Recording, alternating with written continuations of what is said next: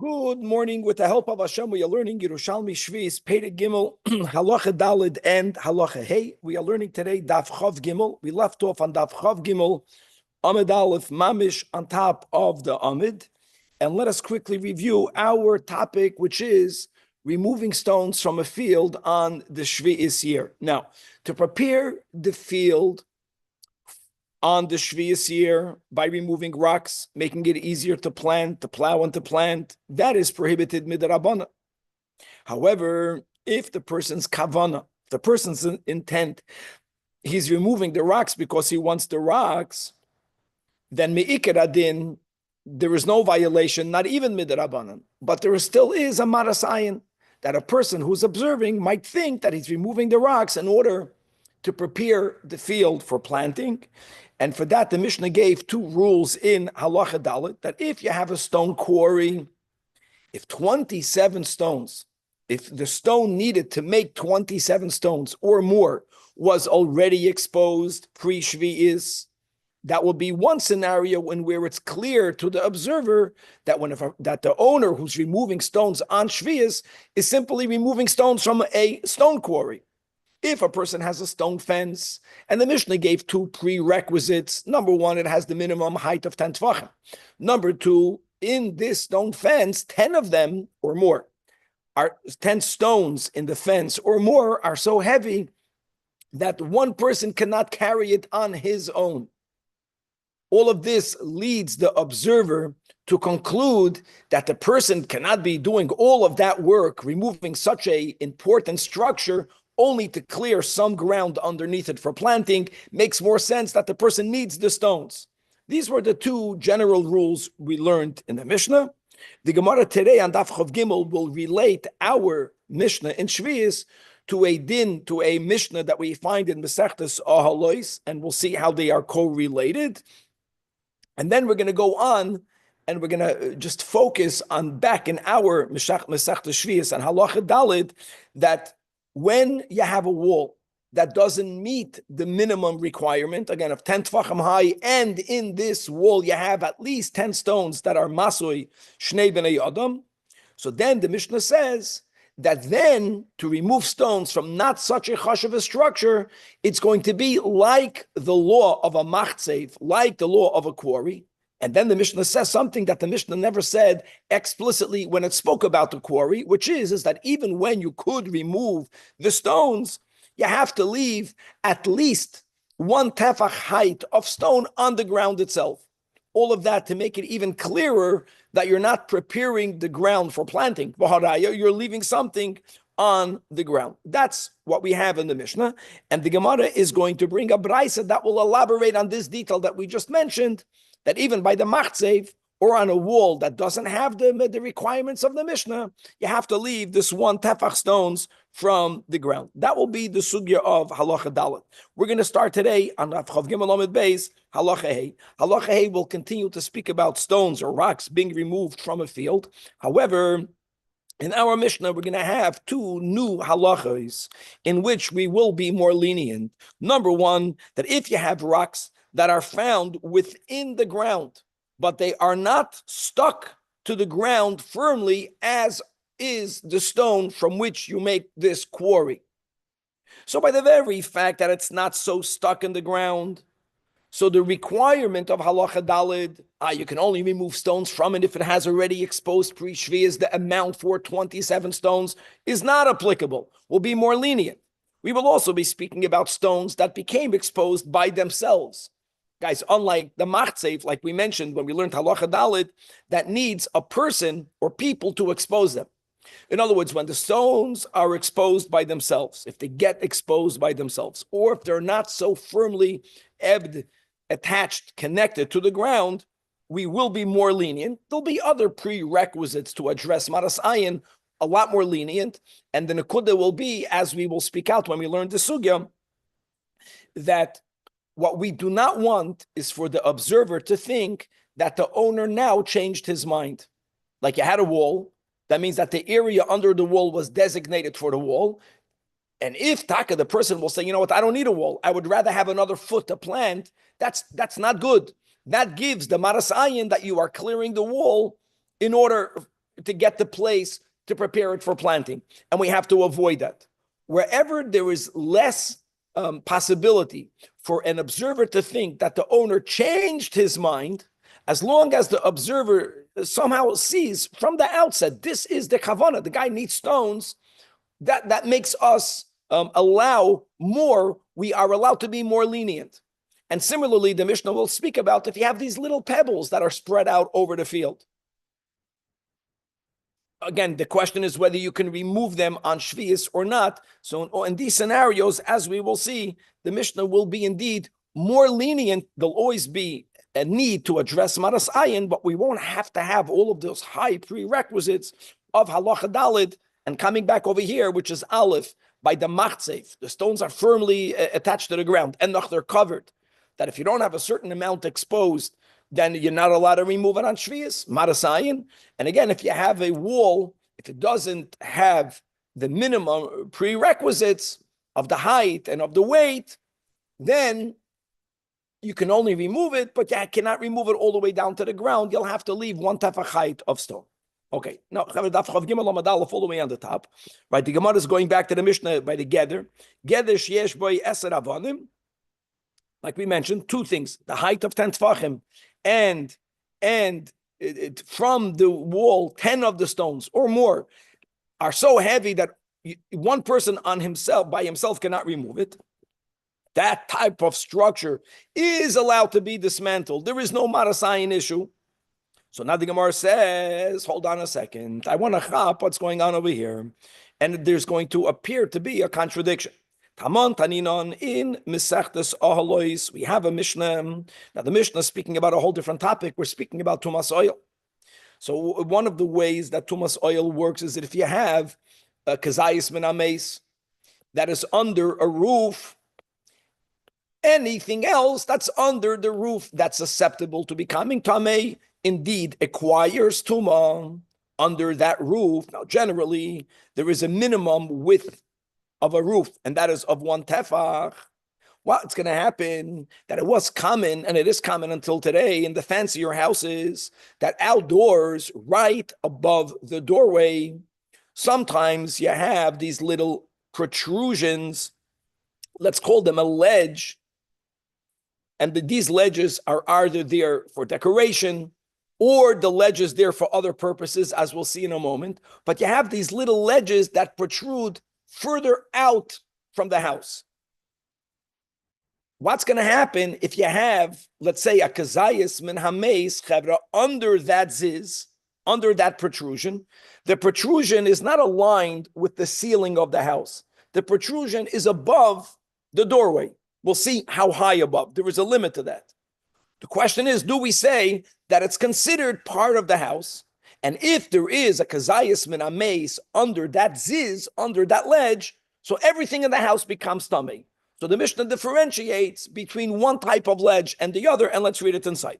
Haziz, if you have a ledge over a doorway, in some cases, maybe as hatuma, it's going to cause for the tumah that's under the ziz to be brought into the house, even though the ledge doesn't have the minimum width of a tefach, which is normally the rule by a roof or by a ceiling, even if it's only a kol shu.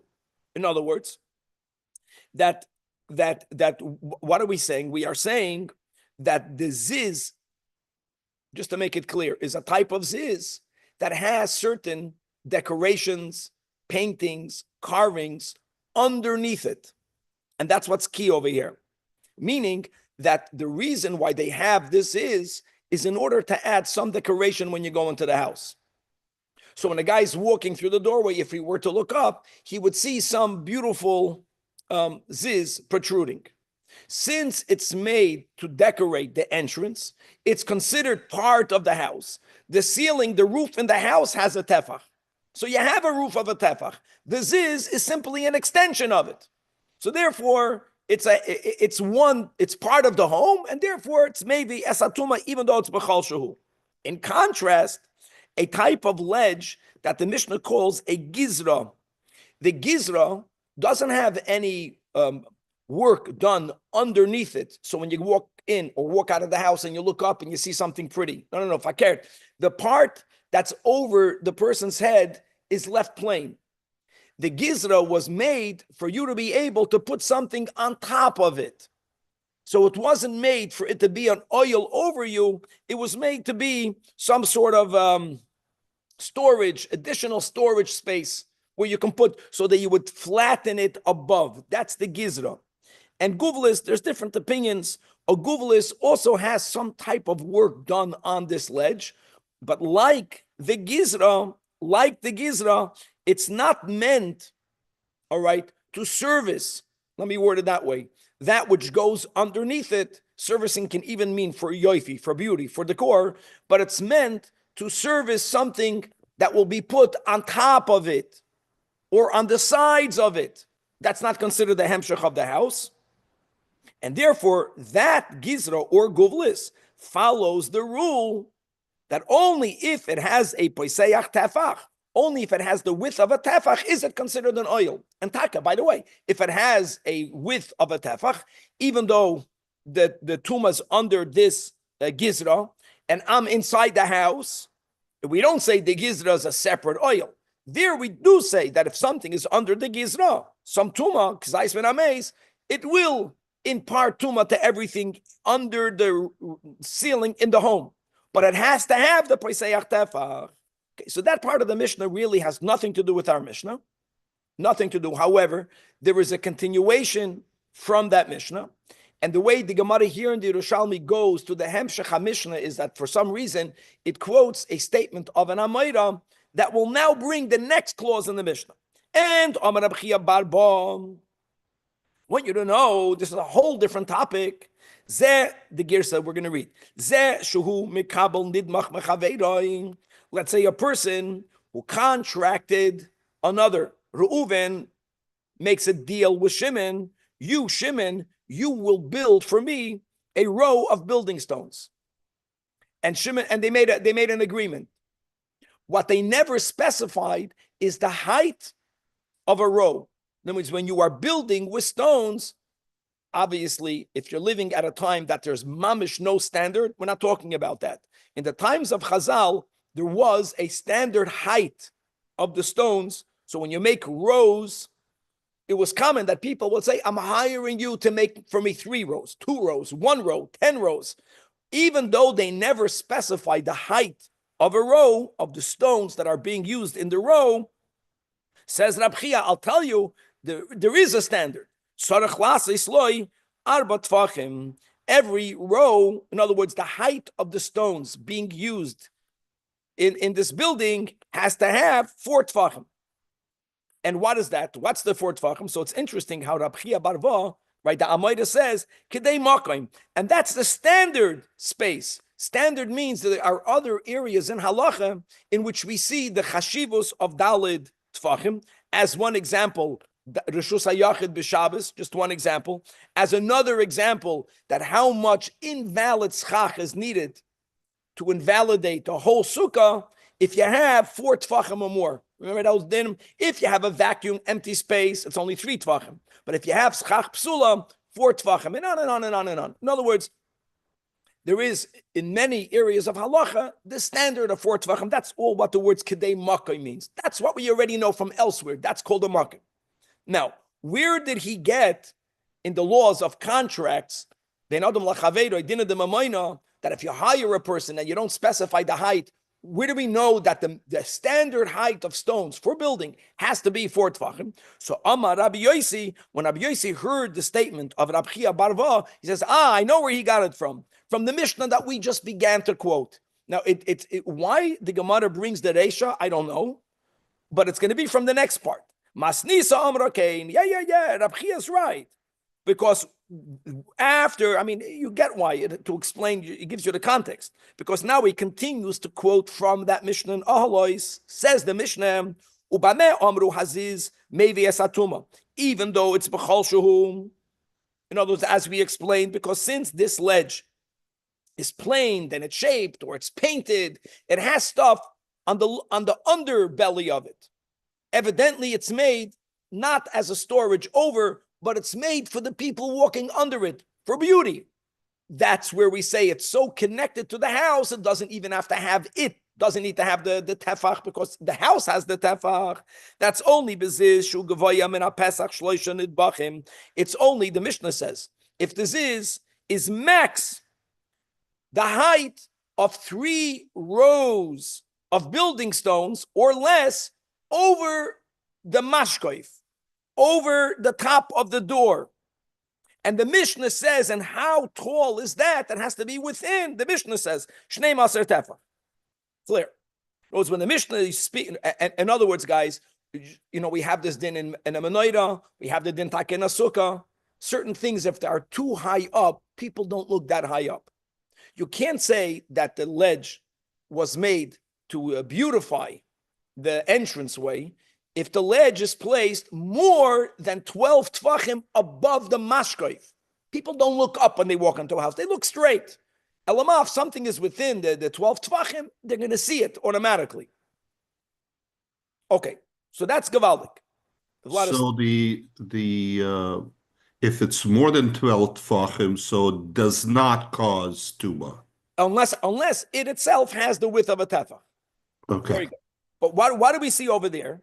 We see that the Mishnah could have just said that it has to be 12 tvachim, within 12 tvachim. So, this is the Rabbi Yossi's raya. Why did the Mishnah have to associate it with rows? Just write 12 tvachim, because the Mishnah is telling you that not only here 12 tvachim. Lemidas hadin for dina de mamoina. The Mishnah, milsa agav urcha kamashmalan. That's the way the Bavli would word it. That how tall is the standard stone that are used when you build rows in a building of stones? 4 tvachim. 4 times 3 is 12. Okay. Now, 1 second. What does it have to do with Masechta Shvis? So says the Gemara, Rab Chia bar Ba asked, he wanted to know, now that we know that for other dinei in Torah, when it comes to dinim of memoina, when you hire a person and you don't specify, which you should have, so there is a standard of how tall, how high should a row of stones being used in a building be. Ilain she'oraya ki inun she'oraya. He's asking, does that fit? Does that fit with the share of our Mishnah? What is our Mishnah talking about? That if you have a fence and the fence has a height of 10 tefachim, right? Because that's a hush of a fence. Then when someone is removing the stones off the fence, no one will even think that they're clearing out the place under the fence for planting. Why? No one would remove a structure that's chashuv only for the space underneath it. It must be that the owner needs the stones. Now, how do we get to a standard 10 tefachim? It's funny. You're kidding. After we learned already so much together about the standard size is 10 tefachim, but we're asking it over here. Or let me word it this way, guys. If a standard row of stones is 4 tefachim, then how tall would a standard fence be? Either 8 tefachim or 12 tefachim, right? Now, we learned in Masechtas Bava Basra, when Hezekriya, for Hezekriya, you have to have daladamas. But when it comes to Hilchas Shabbos, you have to have 10 tefachim. I know we are familiar with 10 tefachim in many, many other areas in halacha. So we're not denying that, but we're just saying that how do we get to this chash of it? When people build fences, if when they build they use 4 tefach, then how would it ever come to 10? That's really what the Gemara is trying to ask. So are these shiurim b'chlal alike? And the Gemara says yes. Rabbi Chizkiah bar Yaakov bar Acha b'shem Rabbi Yossi bar Chanina, that ilun shiurayo ki ilun shiuraya. So the Gemara says it doesn't work. Hoch ato amar, here Masechta Shvius we're saying that shiur geder is only chashuv asara tefachim, and if it's not 10 tefachim pachas mikan, then it's like a machzev, like we explained. The machzev means that it's not like you can't remove the stones, but like in the quarry, that even when you could by the quarry or by this fence, you have to leave 1 tefach above the ground. If it's 10 tefachim and in there you have 10 stones that weigh masoy shnei b'nei adam, there you can remove it all the way to the ground. So says, what do you mean 10? Are you telling me that the standard row is only of 4 tefachim? If that's how people build, you're not going to have a 10 tefach. Manan kaimen. What are we talking about? If the guy built a fence with 2 rows, then nitni shmoine tvach. Im kishoye shloisha nitni shnei maser tvach. It's a gewaltige question. If that's the standard size, then it should always be the 12 or 8.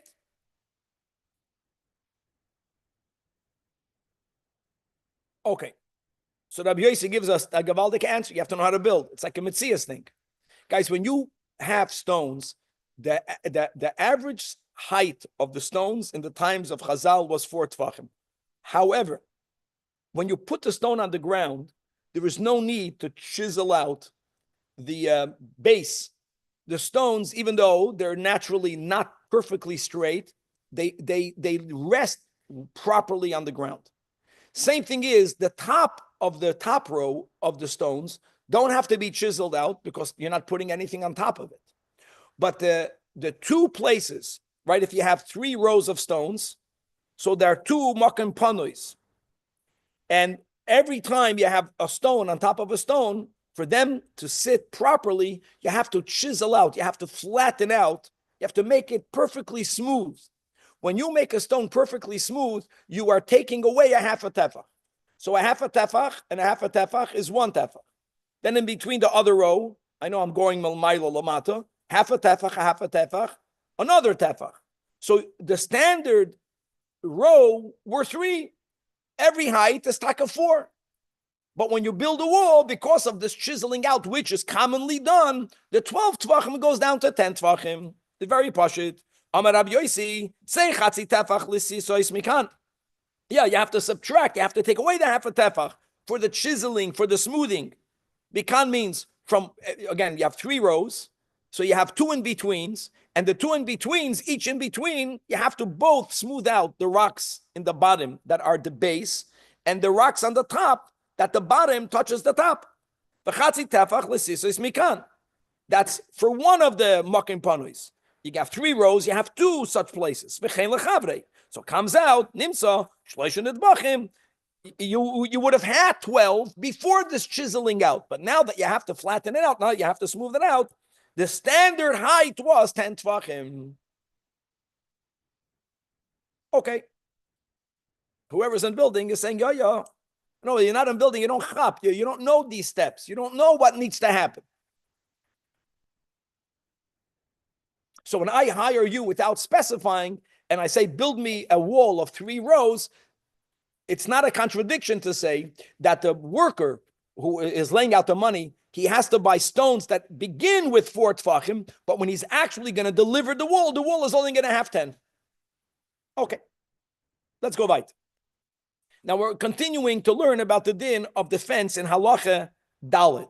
And the Mishnah says, that pachus mikan, that if the fence, the geded, doesn't meet both criteria, either it's not 10 tvachim tall, or even if it is 10 tvachim tall, but you don't have in it 10 stones, there can be 100 stones in the wall, but you have to have 10 of what's there that are very heavy. If you don't have these 2 requirements, so then what?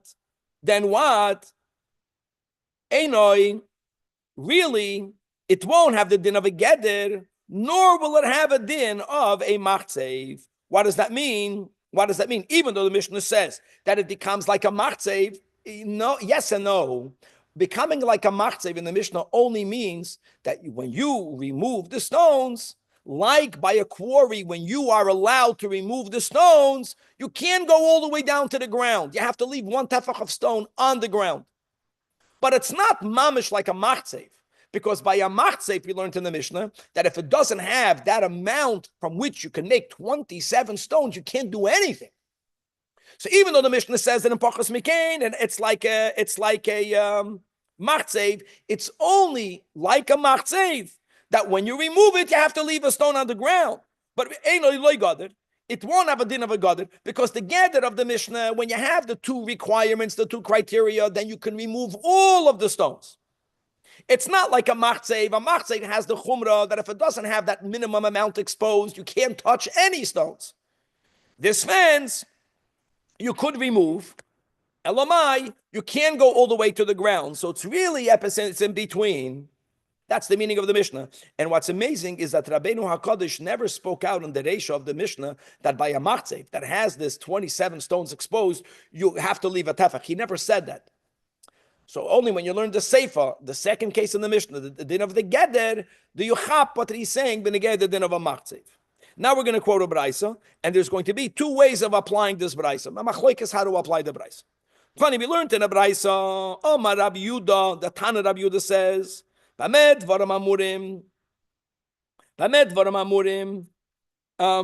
what? That you have all of these conditions. That's only bisman. Now we're going to go with the girsa. That's only when your primary purpose is to obtain stones for building. But you also would like to clear the field. Since you have two kavanos, this is a new nuance. Yet we want to know what is your primary kavana. That is where we have all of these conditions. Because since you also have a secondary kavana of actually clearing the field, we have to be very machmir on you. Avol, we're going to go with the girsa. But if you don't have any intention other than taking the stones, then afilu yoiser mikan muter. That's gavaldik. Then even both by the machzev, guys, both by the machzev and by this, let's say, weak fence, the fence that doesn't have 10 tfachim or doesn't have heavy stones, you are allowed to take it all the way to the ground. Notice why does the Mishnah, now that we found out that by the machzev, and let's go by the substandard fence, you have to leave a tefach above the ground. Says the Tana Rabbi Yuda in the Braisa, that's because the person also doesn't mind having the field cleared out. He needs the stones. That's the main purpose. But he also wants to clear out the field. And you're not allowed to clear it if you're in Shvius. So Chazal says, even though you can remove, but you have to leave a tefach. But if the balabas, mamish, doesn't care about clearing the field, this is an amazing concept. Somehow from Maras Ayin, people feel what you have in mind. Then you are allowed to remove it and you don't even have to leave the tefach. We never had this before. So just to clarify, Rabbi, if you don't plan on planting anything, you don't need this for planting, it's just about the stones, can you always go down to the ground? Or is there a scenario when you put it? No. In other words, if let's go to the machzev, if I don't have pre-shviz, that minimum amount of stone exposed, I can't do anything on shviz, no matter what my kavan is. That's clear. This Braisa is speaking that we learned in the Mishnah that when you are allowed to remove the stones by a machzev, and when you have a substandard fence, that you could remove the stones, you have to leave a tefach. Says it, well, hold on, says Rabbi, that depends.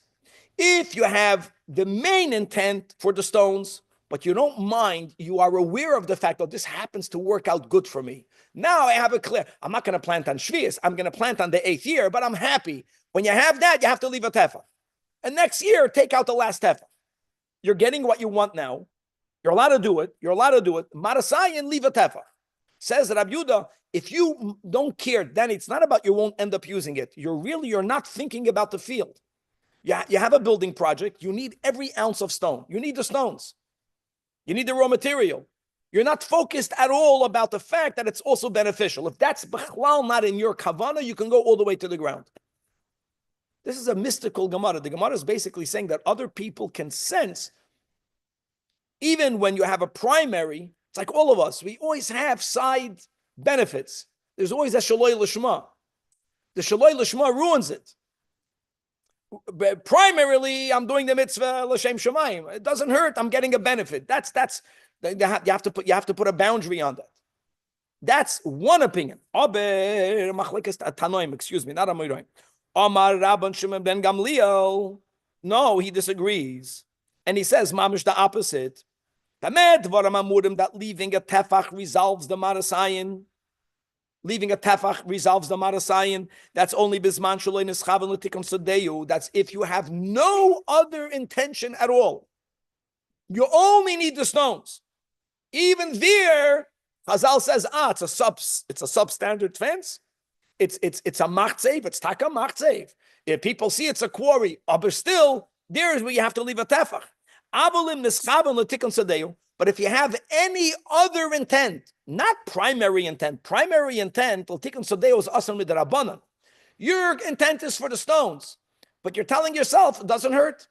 A win-win. I need the stones. Happens to be, it's going to work out well for me. Once you have that in mind, afilu pachas mikan, you're not allowed to take any of the stones off. How great is that? This was the first time, to my recollection, that we are learning already about the main kavana, secondary kavana, and how it relates to marasayin. Gebakuk. And so that's a big machlokes. So Rabbi Yehuda, the Tana Rabbi Yehuda is very lenient. The Tana Rashbag is very machmer. And I just want to add to what the Gabbai is saying.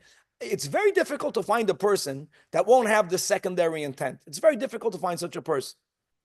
You have a field, you need a defense for whatever reason. And now you need the stones. What do you think you're going to do? You're going to leave the area under the fence vacant? Who does that? What? It's a baltashkas. You're going to end up using it the next year. Yeah.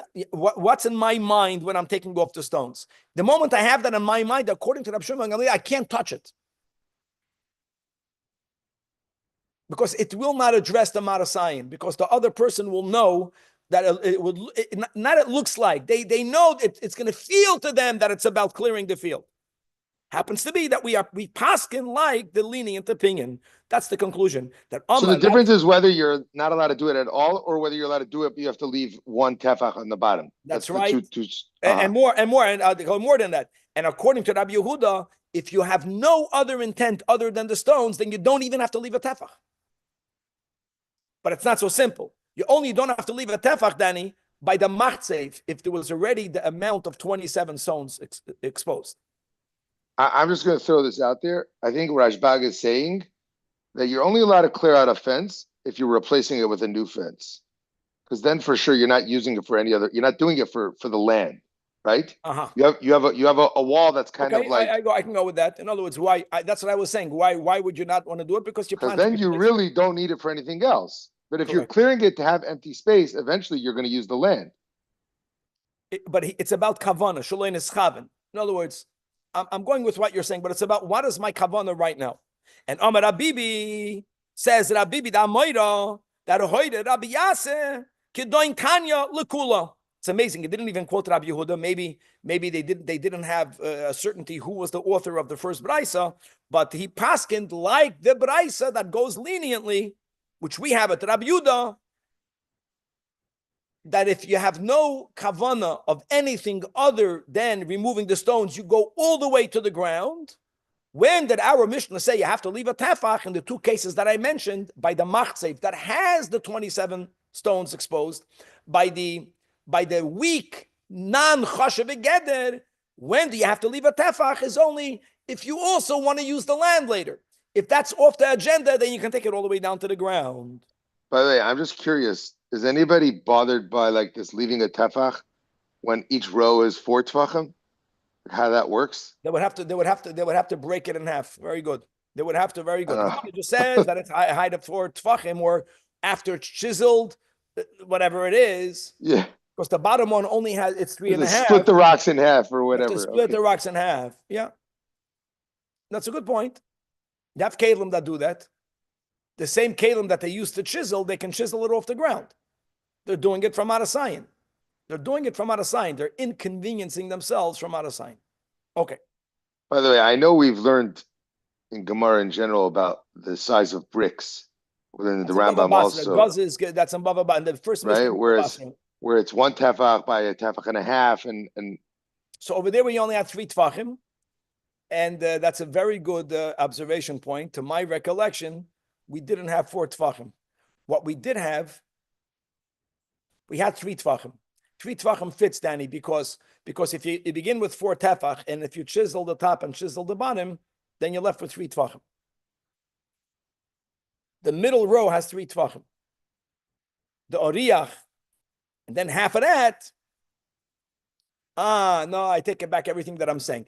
In Bava Basra, excuse me, we were not focused b'chlal on the height. I know the wall has to be whatever the height is from Aras Ayin. In Bava Basra, we were focusing on the fact of the thickness of the stones. Because since both neighbors are chayiv to address the hezek re'iyah, so the fence is placed on the field of both. That was the whole issue. So we want to know the thickness of the stones, Danny. And here we're speaking about the height of the stones. Just putting it out there. I think there was something also with the height where we said how do you get to 10 if you're really only at 9? Or then we said maybe the mortar in between. I don't remember. Something like that. Okay, could be. Okay, says the Holy Mishnah. Now, this Mishnah is continuing to speak about the heter of removing stones from your field, again, when your primary purpose is for building, for construction, or for anything other than clearing the field. And our Mishnah will be more lenient than halacha Dalet. So let's go. So case number 1 of our Mishnah. Case number 1 of the Mishnah are stones that are not so affixed in the ground. We're going to treat those stones more leniently.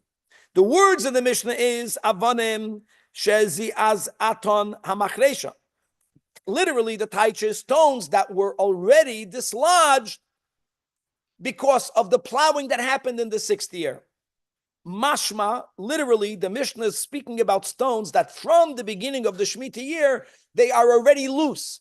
The Gemara is going to clarify the Mishnah doesn't only mean stones that are already loose. The Mishnah will also be referring to stones that are not so embedded in the ground that if you were to plow right now, which you're not going to do because it's Shvius, the plowing would make those stones dislodged. All it means is the Mishnah is speaking about stones that are from the outset not so embedded in the ground, number 1. Number 2, stones that became exposed on the Shemitah year, unlike the machzev that we learned in Halacha Daled, that a human being is needed, instruments are needed to uncover. Remember, by the stone quarries, we said before you cut out the stones, you have to reveal the stones. There, Halacha Daled, we're speaking about a type of covering of the stones that without human effort, they'll never be exposed. Here, our Mishnah is speaking about either stones that are not so embedded in the ground, or stones that are revealed by the wind. That means that they were never so hidden like the machzev.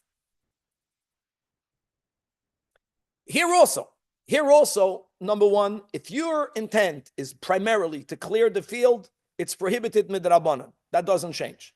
Number 2, same like an halacha dalid, even when your kavan is be'ikir for, let's say we're using it just as a mashal for construction. I'm saying that as a mashal because there are many other purposes for stones. I don't care, whatever that is, for art. It's if it's not primarily to clear the field, then you have to have then you have to address maras ayin. But here we lower the standard, we make it easier for maras ayin to be addressed. What do we say in our Mishnah?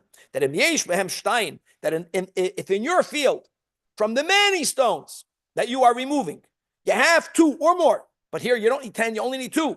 But those 2 are so heavy, shal masoy shnayim, let's touch it the way we did in Halacha Dalet, that these are stones that one person on his own or her own cannot remove it. You have to have a minimum of 2 people. Here again, the moment stones are heavier,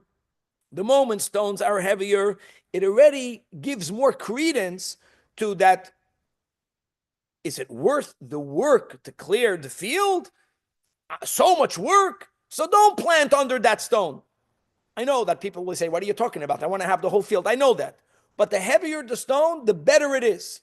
In Halacha Daled, you needed to have in the fence 10 such stones. In Halacha Hey, you only have to have 2. Harei elul yinatlu. In other words, the larger the stones, the more people won't think that you are clearing it for planting for next year. You're going to schlep. Another detail, guys. Everyone knows you're not planting this year. Why would you schlep now for next year? Next year, you'll take care of it. If you don't need the stones right now, you're going to schlep it now for next year. That's the meaning of it. It addresses the marasayin. I'm going to just share these following words. If the circumstance leads people to suggest that the owner changed his mind with the intent, that's much worse. Once, no, he had a fence. He wanted a fence, and now he wants to plant. If there was a change of mind, that makes it worse for Marasayin. If when people look at what the Mitzvah is, and right away they see this is what the guy wants. Like during Shvi'is, the wind blew air away. Now there's stones. There was never a pre-kavana. The guy is building, and he needs stones. He needs raw material. Amachaya. It became revealed. All of that leads for the observer not to be so gung-ho that the guy is clearing out his field for the 8th year. Final case, Hamasaka lesodeyu, when you're clearing out your stones from your field. So in all of these cases, okay, so we're speaking about these loose rocks. So if there's a pile of them, you can remove all of the higher ones. We don't have the share of a tefach, and like Danny pointed out, how do you get to a tefach? You have to cut the stone. No, you can remove stones that are laying loose on top of your field as long as the bottom layer is left on the field. Whether the bottom layer is a millimeter, little pebbles, whether they are 5 tvachim stones, it doesn't matter. Also, there's no marasayin. There's no change of kavana. There's stones all over your field. You're taking them. If you're not going all the way, people will know you're taking it because you need the stones. That resolves the marasayin. And similarly, if you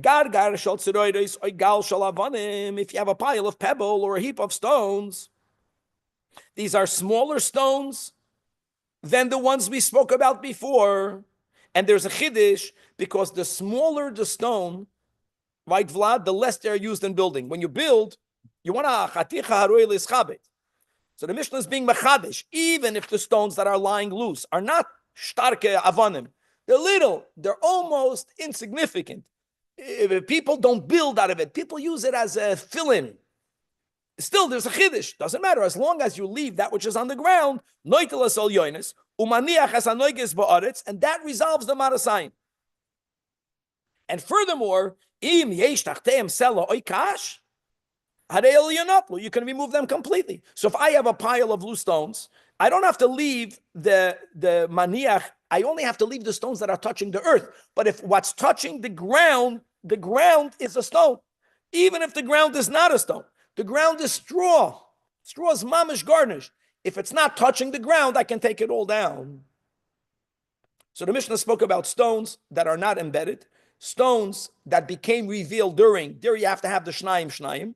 And in the Seif of the Mishnah, we're speaking about stones that were not hidden. They're not embedded strongly. They're loosely laying all over the ground. Whether they are bigger, whether they are smaller, nothing has to be done other than leaving the lower layer. Simple. Says the Gemara that when we opened up in the Mishnah the words Avonem shezi az aton hamachresha, which, like we said, the literal interpretation is stones that were already shooken up because of the plow on the 6th year. Says the Gemara, doesn't mean they were already. Loi soif David. It's not only those that already, it's already shem some suf. It happened already. Shezi az aton hamachresha. Even if these are stones that are not loose, but only a plow will loosen them. That's also not viewed like the machtzev. We don't have to meet all of those requirements. We can only follow the lesser standard in our Mishnah, shnaim, 2 stones of shnaim. Rabbi Yosi says, Rabbi Yosi, masnista Amar Kain, that im yesh b'chol achas v'yachas, shal masoi, means from the 2 stones, it means you can have many stones, but if at least 2 of the many are so heavy that only 2 people can carry them, what's the raya? Let's conclude here by learning the last marafulda in the Amid, right? It's a mamish in middle by the Gemara. Then kulam al yedem, then you can take all of them. In other words, what's the raya? Shmamina. That gedolim, that the larger the stones, the better off we are, like we explained. Because large stones address marasayin by themselves. Why would you clear out the space of the field? No one is suspecting that you're going to work on shvius. The marasayin is that you're preparing for the 8th year. But why would you schlep something you would prepare if it takes less work? That's the premise. The heavier the stone, the better it is. Now, when you read our Mishnah, if the Mishnah were to be taken only literally, that you have to have the stones that were already shaken up, fakert, already shaken up, makes it easier for you to remove. You get it? And if it's imbued in the ground, it's harder to remove it. If the logic is the harder the work, the better it is, so why did the Mishnah say it has to be shaken up already, even if it's not shaken up? Adarabba. That's a Gavaldik Raya. Beautiful. No, it's now that we established, that's what Rabbi Yossi is saying, that we need to have, the heavier the stone, the better you're off. So then, if it's not yet shaken up, the better it is. The better, the more work you have to do, the better it is, because the observer... When you say shaken up, you mean dislodged? Dislodged, thank you. Right? If it's not yet dislodged, then you have to work harder to remove it. The harder you have to work to remove it, the more it addresses the Marasayan. Beautiful. 1 second. That's the whole point. If it's see, there's a red line. The red line is that if it's a stone quarry, these stones are not getting shaken up at all. There we say that unless people know it's a machtseif, as we learned, I'm not going to repeat halacha dalet. But in our Mishnah, logically, if it's not yet, what did you say, dislodged, even better. What's the boundary between this and the stone quarry? Stone quarry will, without human work, it will always stay stuck. We're more machmer. Stones that become dislodged, if there is someone plowing, we can rely on the leniency of halacha hey to be continued.